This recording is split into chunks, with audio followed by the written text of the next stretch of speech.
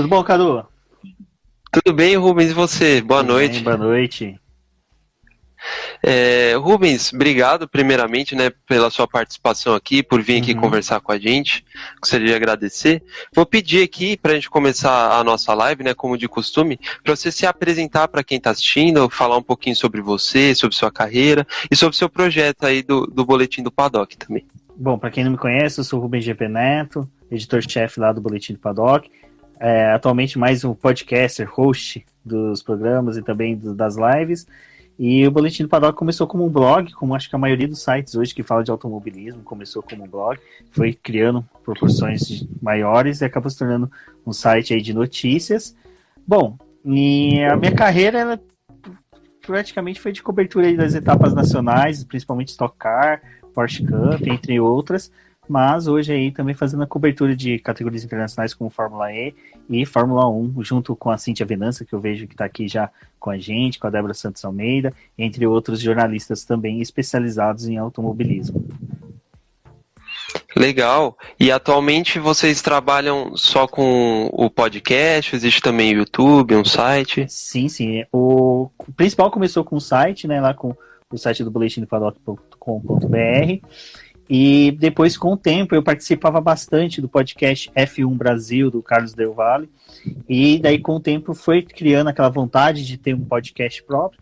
Criei o boletim, na época era o Boletim do Grid, que a gente teve uma grande ajuda do Bruno Shinozaki, do Fim do Grid, então auxiliou a gente bastante no início, deu ali um know-how, um conhecimento para a gente poder ter o nosso próprio. Aí foi criado o BBcast, que é um podcast que a gente já está na edição número 133, então está sendo bem bacana.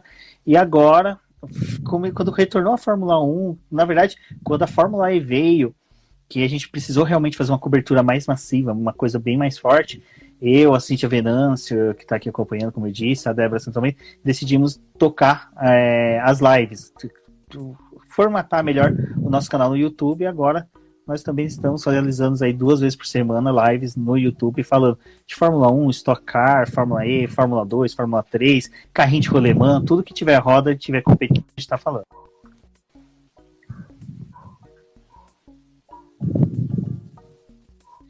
Aí eu acho que eu travei aqui, mas cara, é bem legal esse projeto.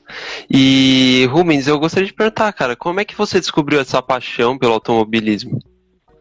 Então, até foi interessante, né? Esse final de semana com o Pietro Fittipaldi na Fórmula 1, ficaram reprisando, né, aquele documentário sobre a Copersucar, e eu conversando com a Débora durante o documentário, falava que meu pai contava muito da história de Interlagos da década de 70, porque ele foi piloto da Divisão 3 por alguns anos, e ele contava que convivia com essa galera que trabalhou no automobilismo, que iniciou até mesmo a Stock Car, e com isso eu comecei a criar um gosto por automobilismo. Até hoje, eu sou, não é muito bom, mas eu tenho uma veinha ali para ser torcedor da McLaren.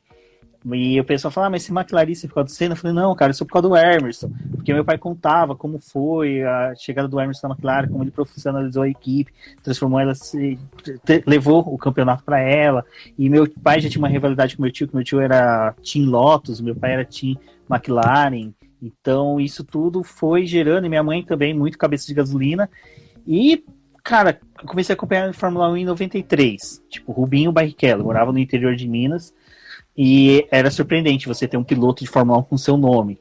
Cara, era uma coisa surreal. Então, para uma criança, era muito bacana você ligar a TV domingo, ver o nome de um piloto lá com o mesmo que o seu. Você ficava vidrado. Então, foi isso. E depois, o resto é história. Acompanhando muito jornal, revista, fazia de tudo para acompanhar a Fórmula 1. E depois, acabei fazendo faculdade de Direito, não de jornalismo, mas eu gosto tanto pelo automobilismo e me puxou para esse lado de poder noticiar o que acontece no mundo do motorsport. Legal. E trabalhando com automobilismo, eu imagino que seja relativamente difícil, né, de encontrar esse público, né, um público meio pequeno, meio nichado ali. Pequeno não, né, mas assim, ele é mais focado, né, ali numa comunidade um pouco mais fechada, assim. E eu gostaria de saber, né, assim, você que trabalha com isso, com criação de conteúdo, né, quais são as dificuldades que você tem para criar uma fanbase, né, se eu posso assim dizer? Então, é o que eu falo. O esporte já é um nicho, né? Noticiar esporte hoje em dia já é um nicho. Você trabalhar com automobilismo, você já começa a ficar mais nichado ainda. Mas, por sorte, o Brasil ainda tem uma galera que assiste muito automobilismo, acompanha muito automobilismo. Então você tem que começar a identificar esse público, identificar quais são os gostos deles e começar a trabalhar em cima disso. Fórmula 1 é o essencial. Você quer noticiar automobilismo, faz Fórmula 1. Porque daí depois a pessoa fala, mas pô, eu não gosto de Fórmula 1, eu gosto de Copa Truck, eu gosto de caminhão, meu pai é caminhoneiro, tal, tem paixão. Cara, quer fazer o público? Fórmula 1 fez o público, Copa Truck. E foi nesse formato que eu observei que dava para fazer e foi começando a trabalhar com as outras áreas. Mas atrair o público, eu acho que eu consegui muito, porque tipo, eu sempre gostei muito, não sei se você tem quantos anos, Cadu? Vai, você tem uma cara de novinho. Eu tenho 17. 17, então, você não se recorda, ou você já deve ter visto falar daquele famoso Rock Go que tinha na MTV com Paulo Bonfá e Marco Bianchi. Eu era apaixonado por aquele programa. E eu sempre quis, quando comecei a ver que existia podcast, vídeos no YouTube, eu queria fazer um formato bem parecido com o automobilismo. E, por sorte, o Carlos Del Valle e o Valese, que são dois mestres que eu tenho do podcast e de lives no YouTube, meio que me ajudavam a fazer isso. Fernando Campos, também, que é do Dupla Aerodinâmica, também casava comigo muito bem na produção desse lado. E quando eu comecei a produzir o podcast no Boletim do Paddock, junto com a Débora, depois com a Cíntia Venâncio, o Sérgio Milani, eu comecei a ter essa facilidade com eles. E aí a gente começou a atrair um público, que é o pessoal que quer ter notícias de automobilismo, mas ao mesmo tempo quer ter um formato que seja descontraído, que não seja uma hora de uma mesa redonda de futebol, sabe? Porque é uma falha que às vezes o pessoal que trabalha com automobilismo, eles querem emular uma mesa redonda de futebol. E, assim, o pessoal próprio do futebol hoje já está fugindo desse formato. A galera já está querendo um formato mais descontraído. A gente vê hoje, acho que um dos melhores programas que tem, era na Fox, agora está na SBT, que é comandado pelo Benja, que saiu do Estádio 97. E era um formato que eu adorava. Eu não sou fã de futebol, mas eu vi Estádio 97 porque o formato dos caras era espetacular, era um trabalho maravilhoso. Aí eu ficava assim, mano, ninguém faz isso na Fórmula 1. Se alguém fazer, vai bombar. E aí quando eu comecei a ter um pouco mais de experiência e conseguir trazer isso para dentro da Fórmula 1, da Stock Car, cara, eu gostei que a gente, assim, eu falo, o público do boletim, ele é bem selecionado, vamos pôr dessa forma, porque é uma galera que gosta disso e dá um retorno disso, sabe? É uma galera que a gente postou um texto agora, eles vêm e comentam com a gente, chama a gente no WhatsApp, chama a gente no Twitter, comenta com a gente e fala, pô, gostei dessa pitada nerd que você colocou aqui, esse sarcasmo que você colocou aqui no podcast, isso daqui foi muito legal. Então, eu acho que essa vivência que eu tive de observar muitas produções de jornalismo que eram boas. A gente falou aqui, Estádio 97, Rock Go, que era gostoso pra caramba. Então, eu consegui extrair o melhor deles e tô conseguindo levar pro Boletim Paddock. E como eu falei, juntou uma galera em volta de mim que abraçou o projeto, e isso que é o legal. Que, tipo, a Mandurinha só não faz verão. E eu consegui juntar um monte de andorinha e junto com ela até o Will Mesquita, que é o fiscal da natureza. Que legal, cara. E nesse sentido que você está falando, né, de desenvolvimento, de criação, para onde você pretende levar esse projeto? Cara, eu não vou mentir para você. Eu sou uma pessoa que eu não acho ruim falar as pessoas que eu admiro, as pessoas que eu olho e falo, eu quero ser igual a essa pessoa, porque essa pessoa faz um bom trabalho, faz um serviço essencial. O site do Geiger, que é o What the Fuck é F1, que é muito bom em inglês, que, cara, eu admiro eles demais. Eu acho que eu tenho muita vontade de ter um formato semelhante deles de produção, mas é bem legal o que eles fazem, então eu tento me espelhar neles em produção. Questão de podcast, eu acho muito gostoso o formato que o Carlos Del Valle faz, a forma dele trazer as notícias. Valério, que acabou de chegar, que foi meu padrinho no podcast, nas lives, também auxiliou bastante nessa parte de ser engraçado trazendo a notícia. Então é isso que eu tento fazer. Então eu tento olhar para alguém que produz um conteúdo e falar, eu quero ser igual a eles, mas com esse formato mais engraçado, mais descontraído. Então eu gosto de observar bastante a produção dos outros. Esses tempos eu comecei a olhar muito o que o Galvão fazia antigamente, para ver como eu posso fazer uma notícia como ele fazia, porque quem não consegue lembrar de uma grande narração do Galvão? E eu quero trazer aquela emoção que ele trazia, mas só que de uma forma descontraída. Então, eu começo a observar essa galera que é grande para trazer esse formato pro BP. E é isso que eu quero chegar. Eu quero chegar um dia, conseguir fazer uma transmissão de uma corrida online, como o pessoal lá do da Fórmula F1 Mania faz, como o pessoal do Motorsport faz, o pessoal do Projeto Motor. Eu falo, às vezes o Lucas Santoshi assiste as nossas lives, eu falo, cara, eu sou um fã seu, porque é o formato que vocês fazem. E eu gosto de extrair isso, o melhor dos outros, para poder, e sem vergonha de falar, vocês são bons e eu quero copiar vocês da melhor forma possível, com todo o respeito, mas a gente vai buscar fazer esse formato. Sim, é importante, né? A comunidade como um todo, ela cresce bastante, né? A gente tem até no Twitter, né? O pessoal chama de F1TT, né? Que são aquelas contas, né? Aquela comunidade que fala, né? Diariamente ali sobre esse mundo da Fórmula 1, mais especificamente. E vocês fazem parte, né? No Twitter, você tem uma conta lá de 2.000 seguidores, né? Que é bem legal, o pessoal segue. E como você vê isso no desenvolvimento, né? De uma comunidade? Cara, o F1TT ela é bem interessante. Eu acho que quando a galera se junta pro bem ali, é uma coisa muito da hora. Realmente é bacana. Que nem agora quando teve o Pedro Fittipaldi veio correr, a gente via muito mais a galera que não participa da F1TT, que comenta esporadicamente Fórmula 1, chamando o pessoal, a galera de Pachecos, mas o pessoal da F1TT era a primeira vez que eles estavam vendo um piloto chegar. E o Pietro tem quase a idade de todos eles. Eu sou mais velho que o Pietro, mas a maioria que compõe ali é adolescente e já pessoal mais velho, na casa dos 20 anos.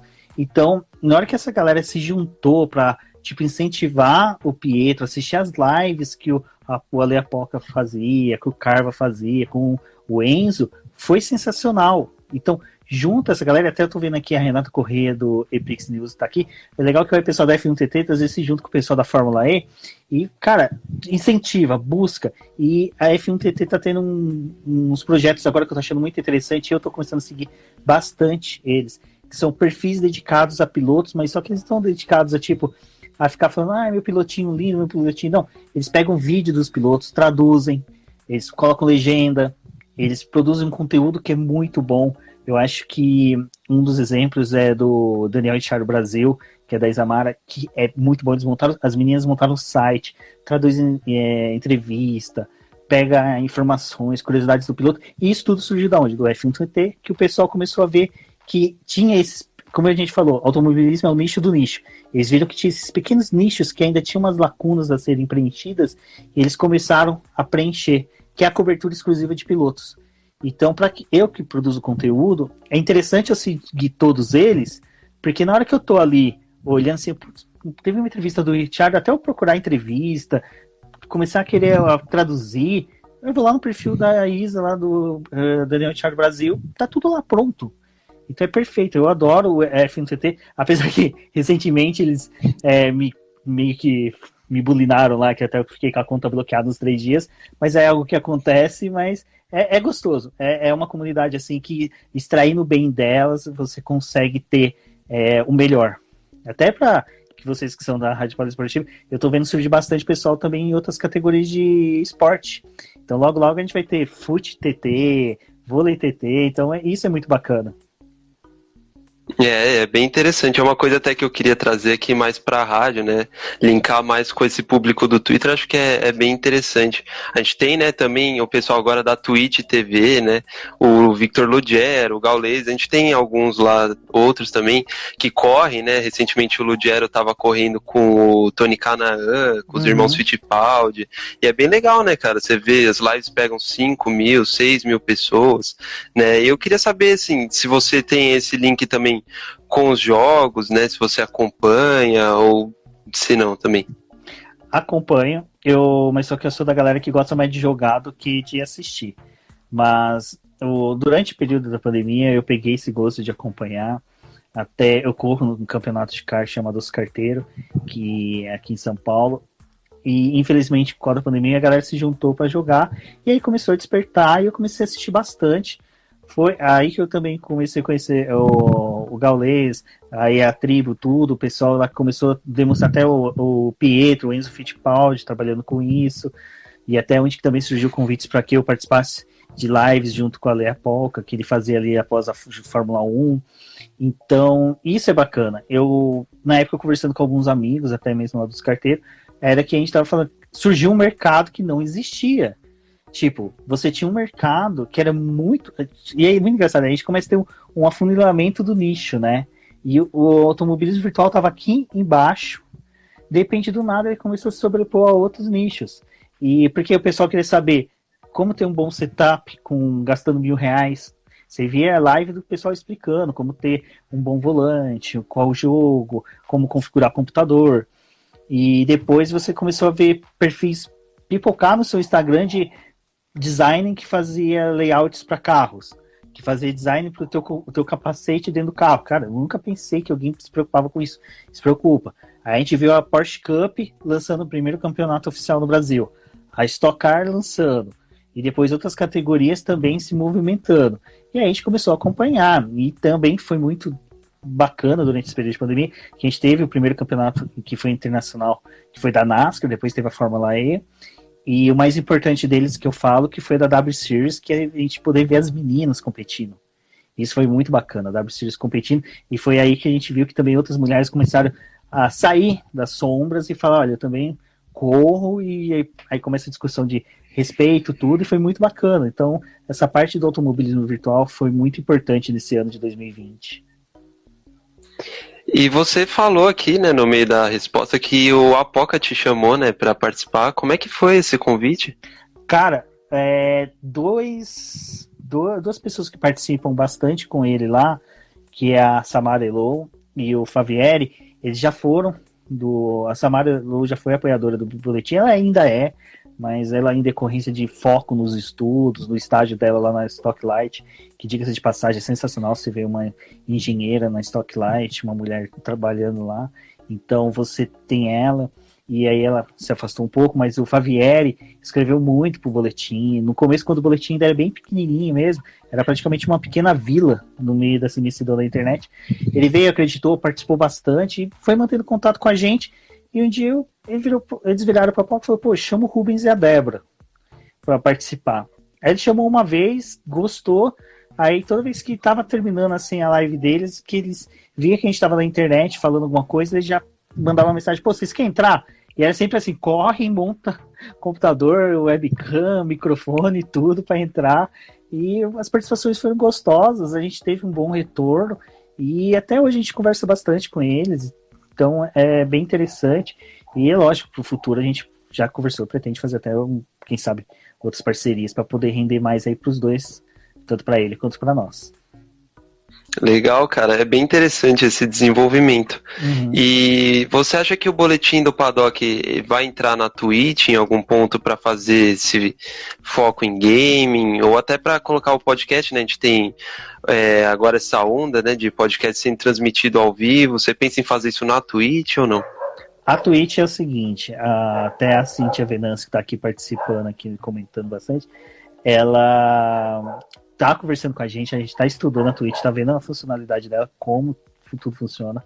Uma coisa que eu converso bastante com a Débora é a gente começar a fazer as lives das gravações dos podcasts, então é uma coisa que para 2021 vai ser trabalhado isso, porque primeiro a gente quer ajeitar a casa do YouTube, que como eu falei, começou esse ano, então o YouTube, para poder você começar a ter monetização, essas coisas todas, você tem que atingir um número mínimo de visualizações, um número mínimo de seguidores, então a gente está trabalhando isso agora.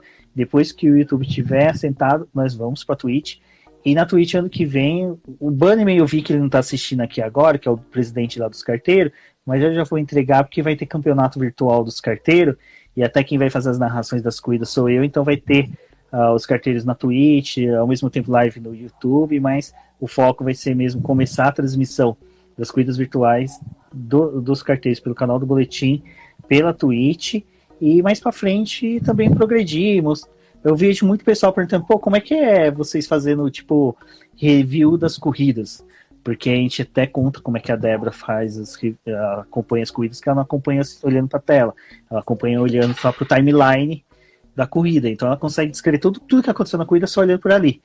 Então, o pessoal, pô, como é que é? Aí eu falei, um dia a gente vai fazer uma live na Twitch pra vocês verem como é que é ela acompanhando uma corrida. Então tem essas curiosidades que estão surgindo do público que a gente quer sanar e a melhor forma é a Twitch. Então, eu acredito que lá para fevereiro, mais ou menos, a gente já deve estar começando a produzir mais pela Twitch, mas por enquanto a gente quer cumprir esses númerozinhos mágicos que o YouTube exige para depois migrar para a Twitch, porque também é um campo desconhecido e a gente precisa saber como lidar com ele. Sim. E uma outra coisa que você estava falando, né? Aí até no começo da nossa live, é que você costuma trazer essa parte mais nerd pro automobilismo. Como é que funciona isso?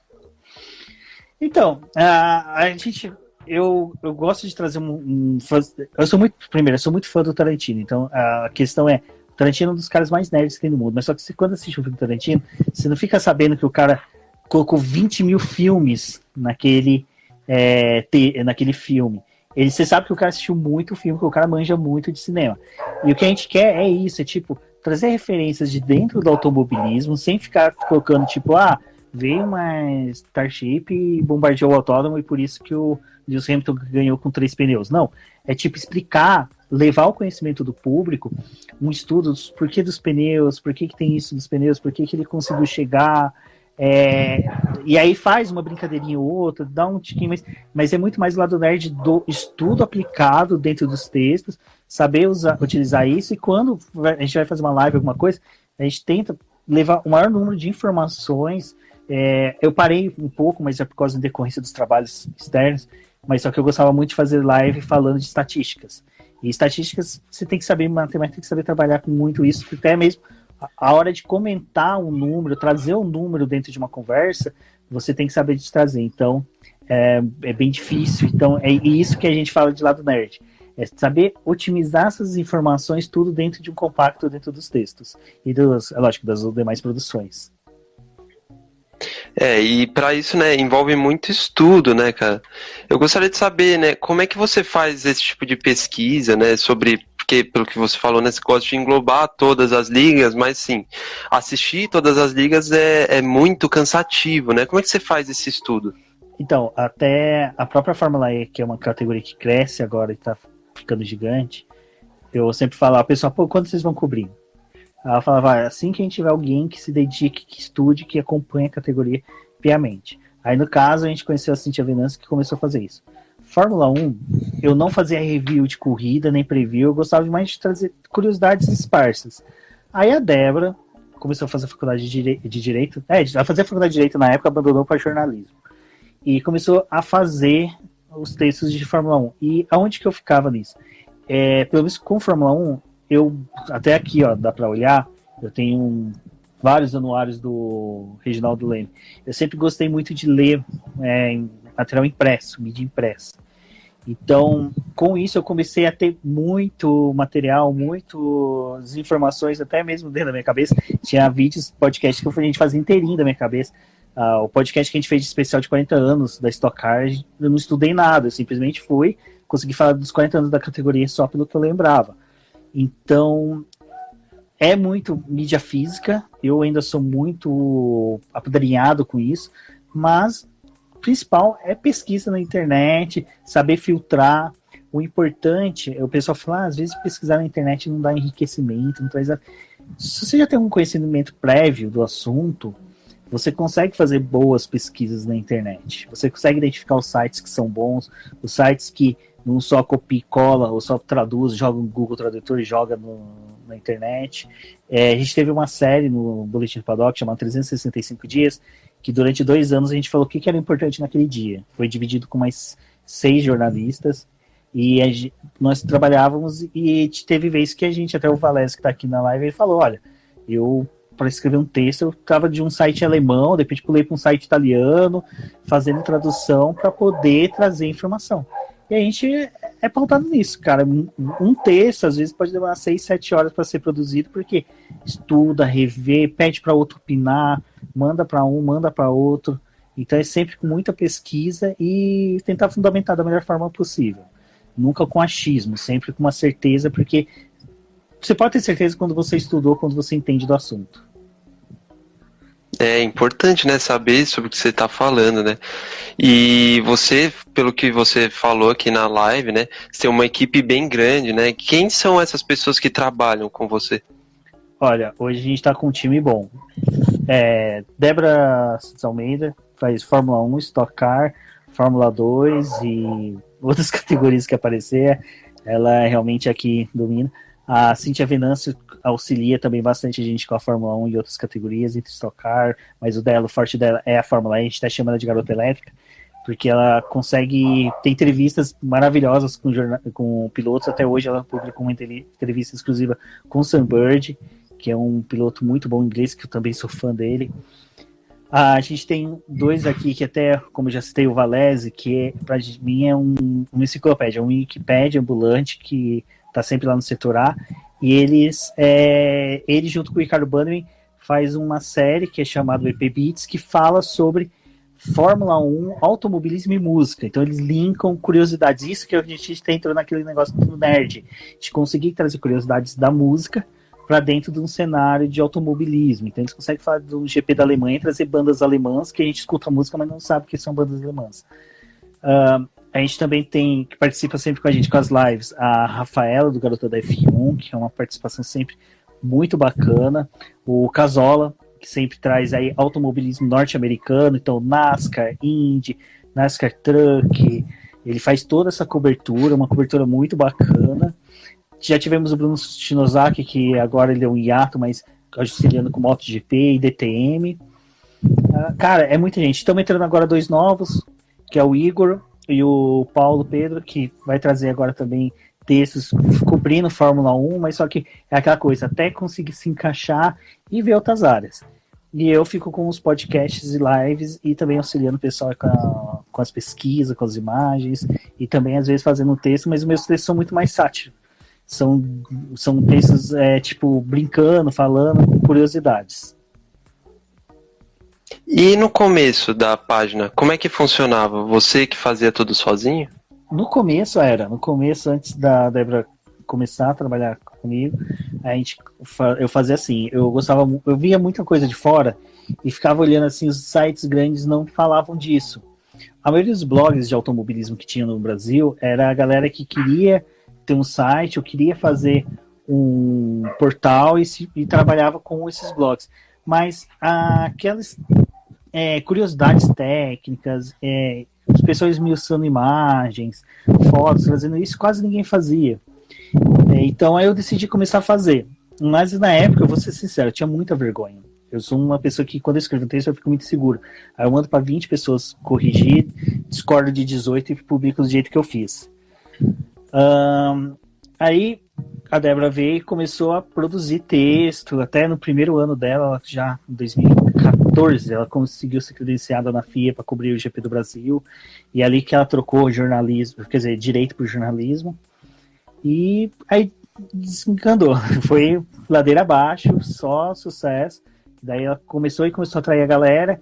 Aí o Fernando Brandão Campos, que também já foi do Boteco F1, do podcast F1 Brasil, dupla aerodinâmica hoje, trouxe pra gente 365 dias, que foi quando o site realmente teve um estouro, porque daí era textos diários falando de inúmeras categorias. A gente falava desde da época do início dos campeonatos americanos com o Bruce McLaren competindo, levando a McLaren lá para os Estados Unidos para conseguir dinheiro para ir para a Fórmula 1. Então isso trazia muita gente para o site, e eles começaram a ver, essa galera que está escrevendo sobre curiosidades diárias da Fórmula 1, eles também trazem notícias, né, sobre automobilismo, do dia a dia do automobilismo.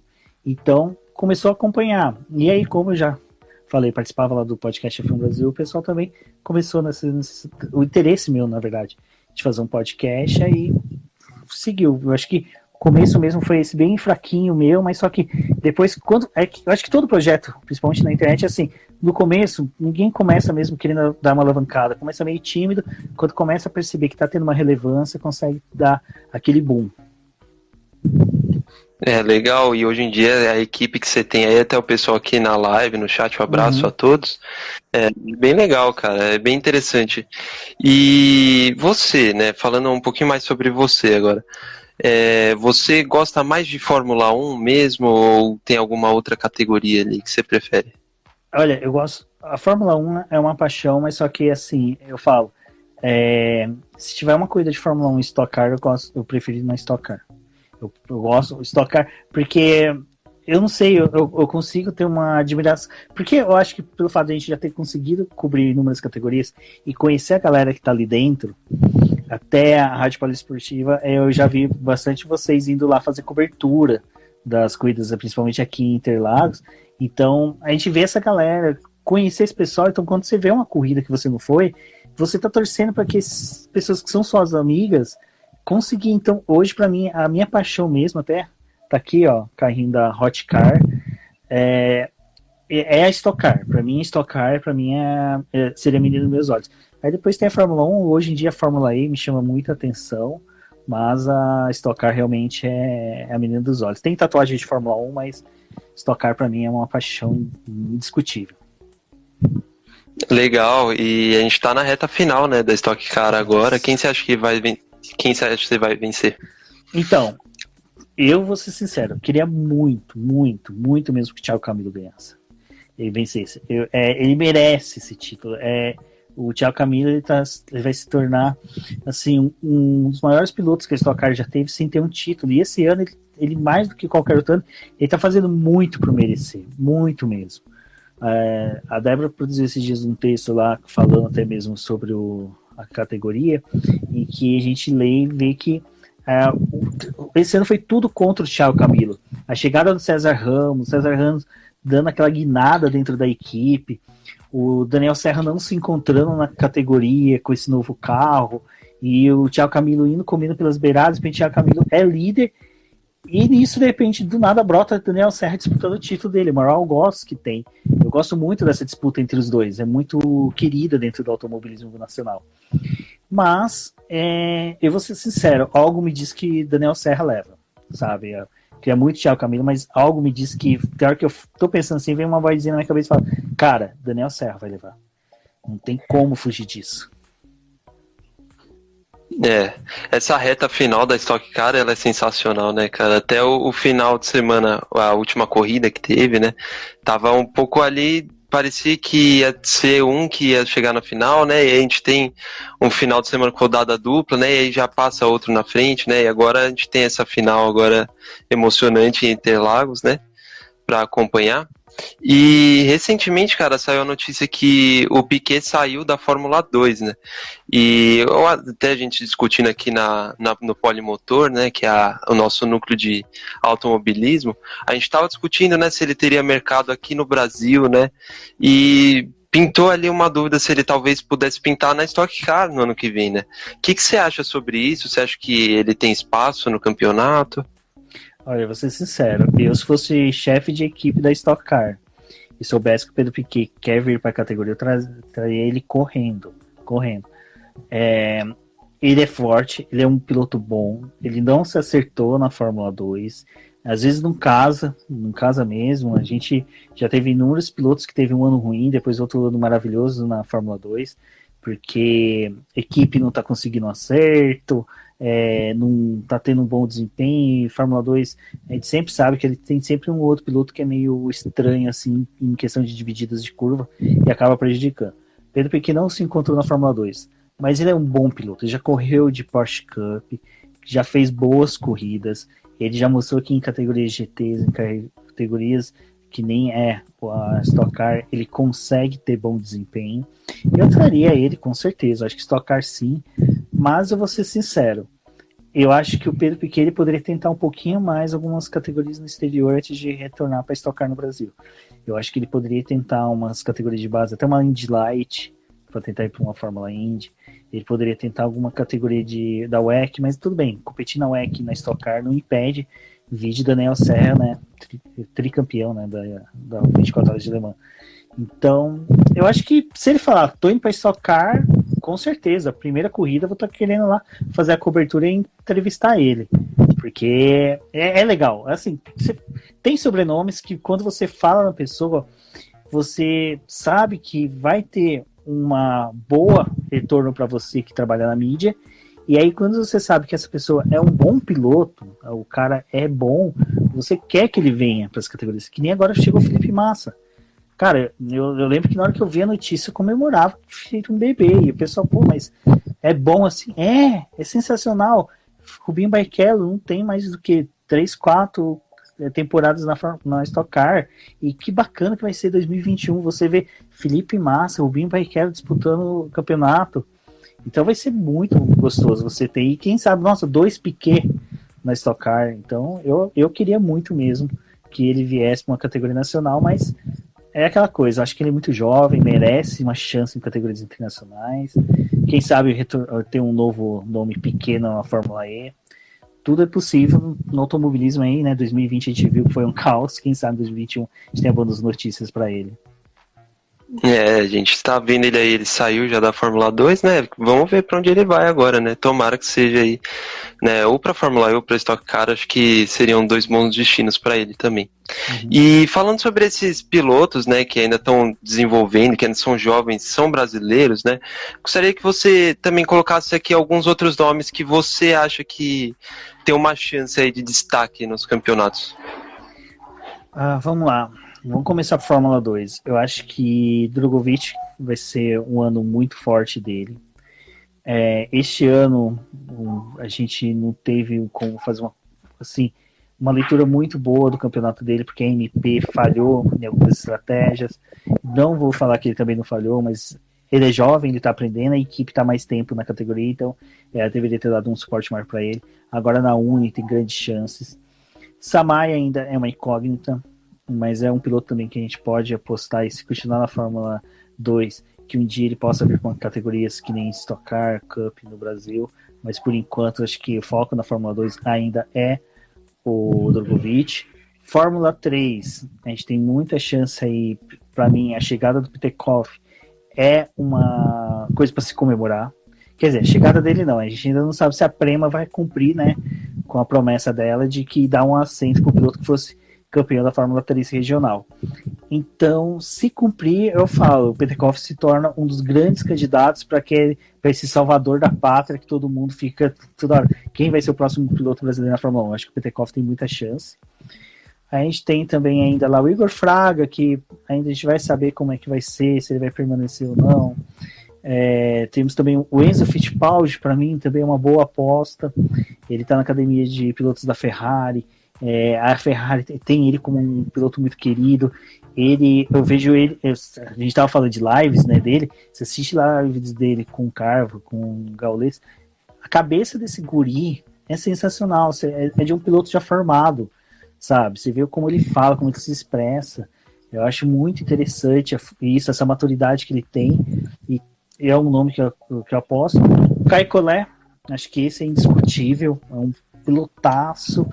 A gente sabe que ele tem todo um suporte da Fórmula Renault, então até eu brinco, né, que eu agradeço que o Fernando Alonso veio para a Fórmula 1, porque o Fernando Alonso ali está se reservando esse lugar na Alpine ali, porque quando o Fernando Alonso estiver para sair da Alpine, o Caio Collet já deve estar chegando na Fórmula 2 ali para fazer as primeiras categorias. Até o Milano aqui está falando que o Igor Fraga vai na High-Tech, na FF3. Então, o Igor Fraga é um piloto que eu gosto. E é dessa galera que a gente estava falando, né? O pessoal que jogava videogame, que foi pra Fórmula 1. Ele é o sonho de todo nerd, né? De estar jogando videogame, ser descoberto para poder ir para uma categoria. E eu acho que é isso, cara. Das categorias de acesso, a gente tem essa galera aí que vale a pena acompanhar. Tem também aquelas 2 garotas, né, brasileiras que passaram para... Você leu a minha mente, e eu sei que eu vou apanhar muito do QG do boletim, porque eu esqueci de falar das meninas. Então me desculpem, meninas, mas só que vamos falar da Bruna Tomazelli antes de falar da Bassani e da Jung. Cara, a Tomazelli vai para a W Series. Eu acho que ela vai se dar muito bem. Os anos que ela fez na categoria de acesso lá da Indy, se não me engano, na Indy 2000, ela conseguiu ser uma das melhores pilotos. Ela ganhou prêmios. Ela foi a piloto que mais ultrapassagens fez.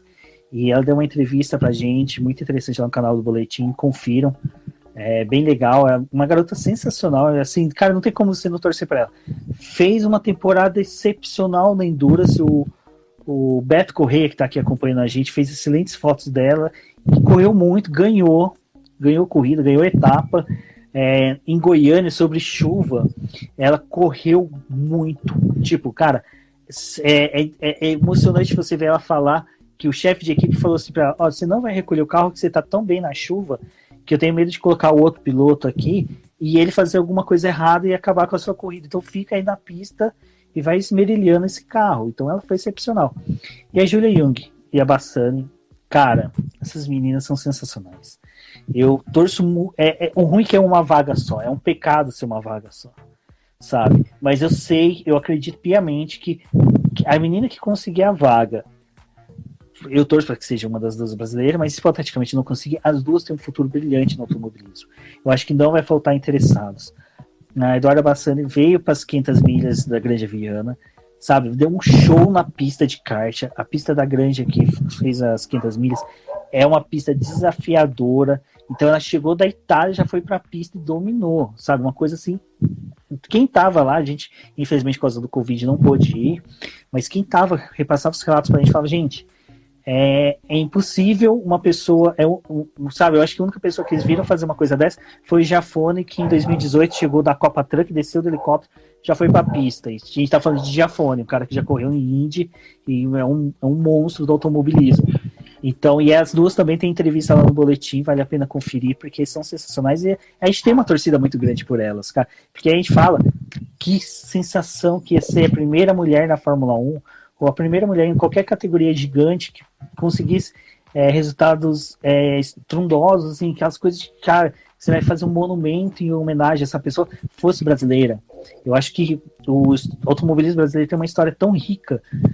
Eu estava falando de questão de livros, eu tenho umas 2 prateleiras aqui, tem quase 15 livros de história do automobilismo brasileiro. Se tem citação de 2 ou 3 brasileiras, é muito. Tirando a Bia Figueiredo, cara, o automobilismo brasileiro, desculpa, ignorou muitas mulheres durante anos. E a gente tá vendo uma geração vindo muito forte e que merece todo o apoio. Toda vez que a gente estiver falando, tiver a chance de noticiar algo delas, nem que seja uma noticiazinha, ganhou um kart indoor, ganhou um rental kart, a gente vai falar para poder incentivar elas. E é importante, né, ter esse tipo de conversa, né, porque o automobilismo em si, ele é muito elitista, né, você tem pouca gente que vem de uma família um pouco mais pobre, né, você não tem espaço para essas pessoas, você não tem espaço para as mulheres, para os negros. Eu gostaria de saber a sua opinião acerca disso, né, porque a gente tem atualmente o Hamilton lá, que é o primeiro piloto negro e ele é um dos melhores, se não for o melhor da história da Fórmula 1, né. Então, assim, eu gostaria de saber a sua opinião sobre isso e o que dá para fazer para desenvolver um pouco mais o automobilismo nesse sentido. A questão do automobilismo, principalmente, vamos partir primeiro, a gente acabou de falar das mulheres, para a inclusão das mulheres, primeiro é base. Negros no automobilismo é a mesma coisa, base. Tem que trabalhar a base. É a mesma coisa que acontece no futebol, mas no futebol hoje, se um garoto é negro e tem talento, o pessoal vai lapidar ele. Por que vai ter esse preconceito no automobilismo? Eu gosto de uma afirmação do Carl Sagan, que é um autor de ficção científica, astrônomo. Ele fala que na África existe pelo menos hoje, vivos na época, lá da década de 80, ele fala que existia pelo menos 200 Einsteins. Mas só que em decorrência do racismo, do preconceito, você não conseguia ter acesso a essas pessoas que tinham talentos brilhantes. Durante essa questão que estava tendo aí da consciência, o período que a gente teve lá de debate sobre inclusão negra, eu fui pesquisar como é que é o campeonato na África de automobilismo. Cara, eu descobri a Kia faz um campeonato, acho que salvo engano, em Moçambique, que é espetacular, tão grande quanto a HB20 no Brasil. Mas só que assim, ninguém noticia lá dentro, por exemplo. Então, trazendo para o Brasil, os autódromos e cartódromos sempre foi muito fechado. Sempre foi assim, você para entrar, você para assistir, você tem que ter muito dinheiro. E corridas de kart são gratuitas, basta você entrar dentro do cartódromo. Tirando campeonatos, alguns que são fechados por causa de organização. Então, falta você abrir para a sociedade, abrir para as comunidades, na verdade, essa questão. Eu moro aqui na Zona Sul de São Paulo, eu moro a menos de 20 minutos de Interlagos. Na minha cabeça, uma corrida de kart eu tinha que ter muito dinheiro para ir correr para assistir. Depois, com mais de 30 anos, que eu fui descobrir que não, é uma coisa acessível, vamos pôr assim, mas que eu posso ir assistir e acompanhar. Então, falta, sabe, expandir essas coisas. É uma coisa que até bacana de por isso. Os carteiros que a gente corre, a gente tenta trazer essas questões de falar, olha, vamos tentar trazer o pessoal, vamos tentar conversar com o pessoal para poder participar. Mas a questão é base. Tem que abrir a base para as comunidades, não só pilotos, até a Rafaela está falando aqui do Garota da F1, engenheiros, mecânicos, chefes de equipe, e é muito interessante que até a Bruna, que é uma jornalista negra lá do GE, ela comemorou muito no Twitter e ela conversou bastante com o pessoal, a Bruna Rodrigues, falando da iniciativa da Fórmula Indy de ter uma equipe na base só comandadas por negros. Chefe de equipe é negro, engenheiro é negro, mecânico é negro, todo mundo é negro, e vai trazer pilotos negros. Cara, isso é fabuloso. A Fórmula 1 um dia vai chegar nesse ponto, numa categoria de base? Não sei. E essa é a maior indignação que eu tenho. Eu já tinha isso com a categorias femininas, que eu falava, gente, você tem que ter uma categoria feminina dedicada às mulheres. Por que não se forma uma categoria pela FIA, dentro da Fórmula 3, ou da Fórmula 3 regional, Fórmula 3, só por mulheres? Desde engenheira, mecânicas, engenheiras de pneu, engenheiras do que precisar de combustível, mulheres, chefe de equipe, mulheres, porque são formações também que o automobilismo precisa de presença de mulher. Se você chega no autódromo hoje, as mulheres são fotógrafas, assessoras de imprensa, você vê uma ou duas trabalhando com engenharia hoje. O resto não tem. E isso é um crime. Como eu citei agora há pouco, a Samara Elou, é uma menina que se dedica, que estuda bastante, está na Stocklight. A gente tem a Erika Prado lá na Fórmula V, na V20, que são mulheres excepcionais, são brilhantes, mas que só estão conseguindo ter esse espaço agora porque elas tiveram voz ativa. Mas quantas mulheres não têm a voz calada porque simplesmente existe um preconceito dos homens e não querer dar essa oportunidade para elas, sabe? Então é muito triste isso. Você tem ainda esse preconceito. E o que eu falei? Base. Samara Elou começou em base, hoje está na Stocklight, que é base. A Érica, Fórmula V, que é uma categoria de base no Brasil, uma categoria boa. O pessoal dali, com certeza, um dia ela vai chegar numa Stock Car. A Samara um dia vai chegar na Stock Car, mas elas têm que fazer 10, 20 vezes mais do que um homem. Porque simplesmente ela tem que mostrar que ela atingiu aquele objetivo sem ter tido um homem entregando uma chave de fenda. Que se um homem entregou uma chave de fenda para elas, todo o trabalho delas já é desmerecido.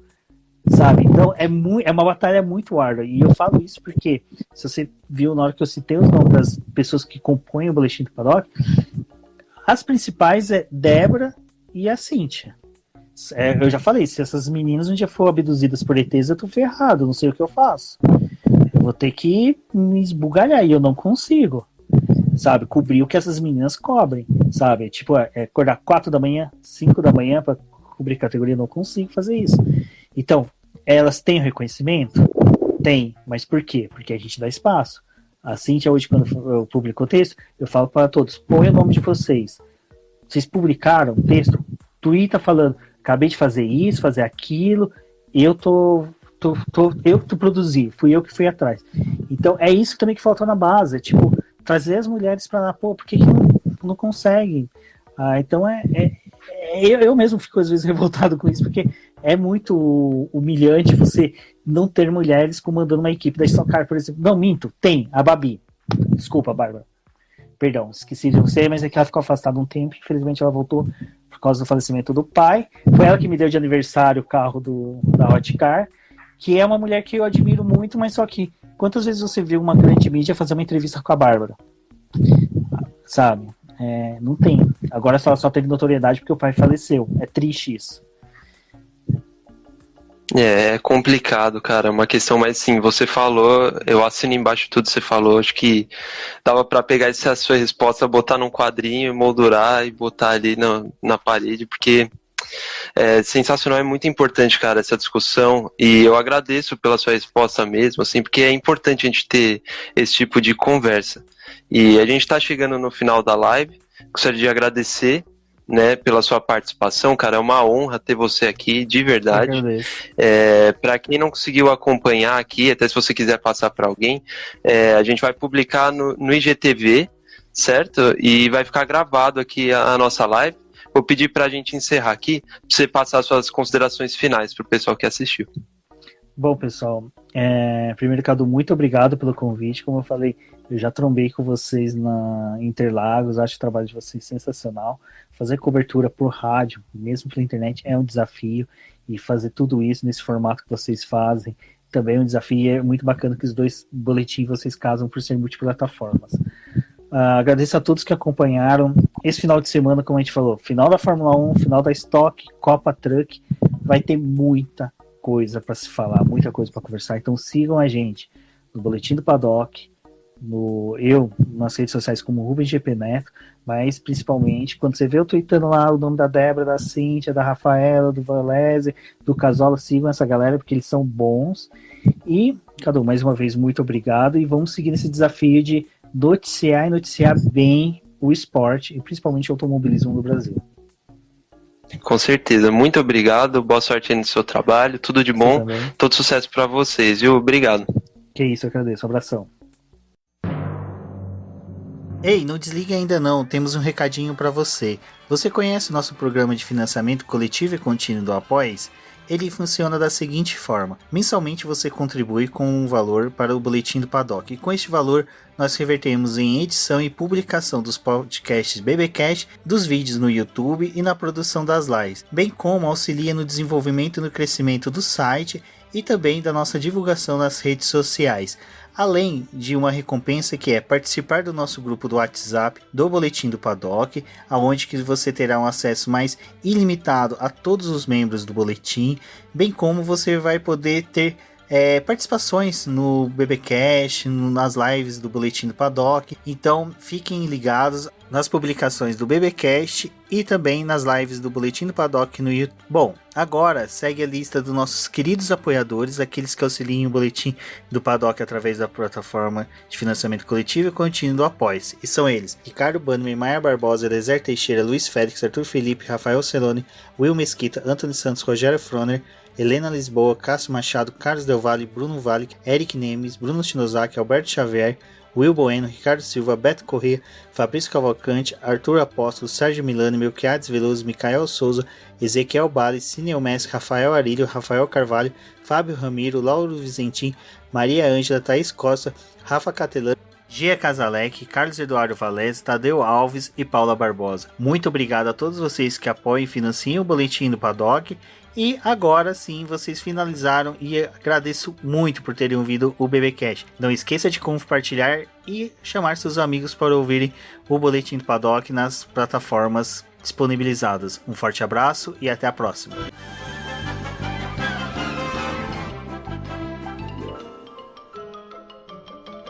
Isso é tudo, pessoal.